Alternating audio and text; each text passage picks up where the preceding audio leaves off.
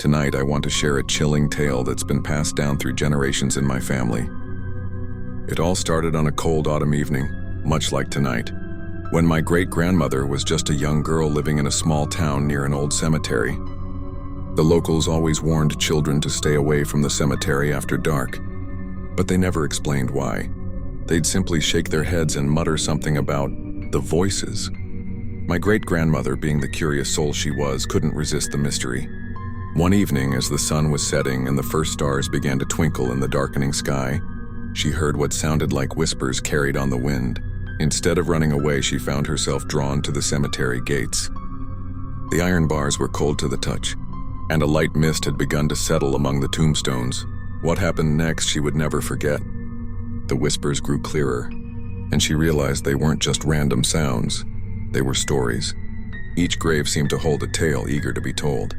Some were stories of love lost too soon, others of adventures never completed, and a few were darker tales that would make your blood run cold. One voice in particular caught her attention. It belonged to a young man who had died in 1873. He spoke of a treasure he'd hidden before his death, something precious that he'd never revealed to anyone. But here's the twist. He wasn't just sharing his story. He was asking for help. My great-grandmother returned night after night, listening to these tales from the crypt. She learned about the town's hidden history, secrets that had been buried with the dead, and stories that would otherwise have been lost to time. The dead, she discovered, weren't scary at all. They were lonely, wanting nothing more than someone to listen to their stories. Years later, when she told me this story, I asked her if she ever found the young man's treasure. She smiled mysteriously and said, "The real treasure wasn't gold or jewels. It was the stories themselves, and the understanding that death doesn't erase the tales we leave behind."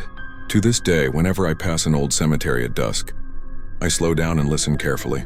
Sometimes, if you're quiet enough, you might just hear the whispers of those eager to share their stories. After all, every grave marks not just an ending, but a story waiting to be told. Remember, the next time you pass a cemetery, those silent stones aren't just markers.